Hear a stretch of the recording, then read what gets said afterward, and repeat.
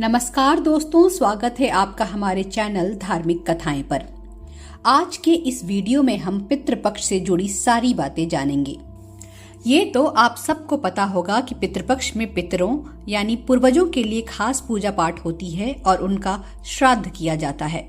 लेकिन क्या आप जानते हैं कि पितृपक्ष की शुरुआत आखिर कैसे हुई थी और सबसे पहला श्राद्ध किसने किया था? पूर्वजों के लिए पिंडदान करने की सही विधि क्या है और पितृपक्ष के दौरान हमें क्या करना चाहिए और क्या नहीं करना चाहिए, इन सारे सवालों के जवाब जानने के लिए हमारे वीडियो को अंत तक जरूर देखें। तो चलिए शुरू करते हैं आज का ये खास वीडियो। सबसे पहले जानते हैं कि आखिर पितृपक्ष होता क्या है। हिंदू धर्म में पितृपक्ष को बहुत महत्वपूर्ण माना जाता है। यह समय अवधि हमारे पूर्वजों को समर्पित होती है। पितृपक्ष को श्राद्ध पक्ष भी कहा जाता है। ऐसी मान्यता है कि पितृपक्ष के दौरान हमारे पूर्वज धरती पर आते हैं और अपने वंशजों को सुख समृद्धि का आशीर्वाद देकर जाते हैं। पितृपक्ष के दौरान पूर्वजों के प्रति आदर भाव प्रकट किया जाता है। इस दौरान पूजा पाठ और कई धार्मिक अनुष्ठानों के जरिए पूर्वजों का आशीर्वाद लिया जाता है। पितृपक्ष भाद्र मास के शुक्ल पक्ष की पूर्णिमा से शुरू होकर अश्विन मास की अमावस्या को समाप्त होता है। अब जानते हैं कि पितृपक्ष का क्या महत्व है और इसकी शुरुआत कैसे हुई। हमारे पुराणों में पितृपक्ष का समय बहुत खास माना गया है। ऐसी मान्यता है कि पितृपक्ष के दौरान मृत्यु के देवता यमराज हमारे पूर्वजों को मुक्त कर देते हैं ताकि वो धरती पर आकर अपने परिजनों के श्राद्ध कर्म और तर्पण को ग्रहण कर सके। पितृपक्ष में पूजा करने से पूर्वजों का आशीर्वाद मिलता है। गरुड़ पुराण में भगवान विष्णु ने भी इसका महत्व गरुड़ देव को बताया था। श्राद्ध कर्म करने की परंपरा महाभारत काल से जुड़ी हुई है। महाभारत के अनुशासन पर्व में भीष्म पितामह ने युधिष्ठिर को इसके बारे में बताया था। भीष्म पितामह ने बताया था कि प्राचीन समय में सबसे पहले अत्रि मुनि ने महर्षि निमि को श्राद्ध का ज्ञान दिया था। पुत्र की अचानक मृत्यु से दुखी होकर महर्षि निमि ने अपने पूर्वजों का आह्वान करना शुरू किया था। महर्षि निमि के बाद अन्य ऋषियों ने भी श्राद्ध कर्म करना शुरू कर दिया। इसके बाद ही श्राद्ध कर्म करने की परंपरा शुरू हो गई। महाभारत के युद्ध के बाद युधिष्ठिर ने कौरव और पांडवों की तरफ से युद्ध में मारे गए सभी लोगों का श्राद्ध किया था। पौराणिक कथाओं के अनुसार भगवान श्री राम ने भी गया में अपने पिता दशरथ का श्राद्ध किया था। उन्होंने फल्गु नदी में अपने पिताजी का पिंडदान किया था। तभी से गया में पितरों का पिंडदान करना बहुत शुभ माना जाने लगा। अब बात करते हैं पितृपक्ष में किए जाने वाले धार्मिक कर्म के बारे में। पितृपक्ष के दौरान पिंडदान, तर्पण और श्राद्ध कर्म करने से पितरों की आत्मा को शांति मिलती है और वो प्रसन्न होकर परिवार के लोगों पर अपनी कृपा बरसाते हैं। पिंडदान में चावल, जौ, तिल और गाय के दूध से बने पिंड यानी गोले को पितरों की आत्मा के नाम पर अर्पित किया जाता है।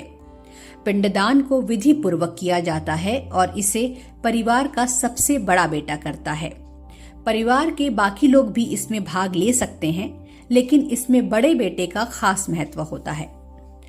पिंडदान को पूर्वजों की मोक्ष प्राप्ति का उपाय कहा जाता है। वहीं तर्पण में पितरों की आत्मा की तृप्ति के लिए जल अर्पित करने की परंपरा है। इसमें हाथ जोड़कर जल को तिल, कुशा और जौ के साथ मिलाकर पितरों के नाम पर अर्पित किया जाता है। तर्पण करने से पितरों की आत्मा को तृप्ति मिलती है। श्राद्ध भोज में ब्राह्मणों और गरीबों को भोजन कराया जाता है। इस भोजन का पहला अंश पूर्वजों के नाम पर निकाला जाता है। पितरों को अर्पित करने वाले इस भोजन के 5 अंश निकाले जाते हैं, जो गाय, कुत्ता, चींटी, कौवा और देवताओं के लिए होते हैं। माना जाता है कि हमारे पूर्वज इन्हीं पशु पक्षियों के माध्यम से हमारे पास आते हैं और इस भोजन को ग्रहण करते हैं। अब जानते हैं कि पितृपक्ष के दौरान हमें क्या करना चाहिए और क्या नहीं। पितृपक्ष में कोई भी नया सामान खरीदना अशुभ माना जाता है। नई गाड़ी, नया घर, कपड़े, गहने या घर के लिए कोई फर्नीचर भी इस दौरान नहीं खरीदना चाहिए। श्राद्ध पक्ष में सिर्फ पूर्वजों को अर्पित करने वाली चीजें ही घर में लाई जाती हैं। पितृपक्ष के दिनों में कोई भी शुभ काम जैसे कि शादी, सगाई, मुंडन, गृह प्रवेश या किसी नए बिजनेस की शुरुआत जैसे काम नहीं करने चाहिए। ये सारे काम पितृपक्ष शुरू होने से पहले या खत्म होने के बाद करने चाहिए। पितृपक्ष के दौरान न तो बाल कटवाना चाहिए और न ही पुरुषों को दाढ़ी बनवानी चाहिए। पितृपक्ष में शुद्धता का खास ख्याल रखना चाहिए। इस दौरान घर को साफ सुथरा रखना चाहिए, साफ सुथरे कपड़े पहनने चाहिए और सात्विक भोजन ग्रहण करना चाहिए। पितृपक्ष में किसी गौशाला में जाकर गायों को हरी घास खिलानी चाहिए और उनकी देखभाल करनी चाहिए। तालाब में मछलियों को आटे की गोलियां बनाकर खिलानी चाहिए। घर के आसपास के कुत्तों को भी रोटी खिलाना अच्छा माना जाता है। पितृपक्ष के दौरान अपने घर की छत पर कौवों के लिए भोजन रखना चाहिए। श्राद्ध पक्ष में जरूरतमंद लोगों को भोजन करवाना चाहिए। इसके अलावा किसी मंदिर में पूजन सामग्री भेंट करनी चाहिए। इन दिनों भगवत गीता का पाठ करना भी शुभ होता है। पितृपक्ष में अपनी क्षमता के अनुसार जरूरतमंद लोगों को कुछ न कुछ दान जरूर करना चाहिए। इससे हमारे पूर्वज खुश होते हैं और हमें जीवन में आगे बढ़ने का आशीर्वाद देते हैं। तो दोस्तों, इस वीडियो में आपने पितृपक्ष से जुड़ी सारी जरूरी बातें जानी। अगर आपको ये वीडियो पसंद आया हो तो इसे लाइक और शेयर करना ना भूलें।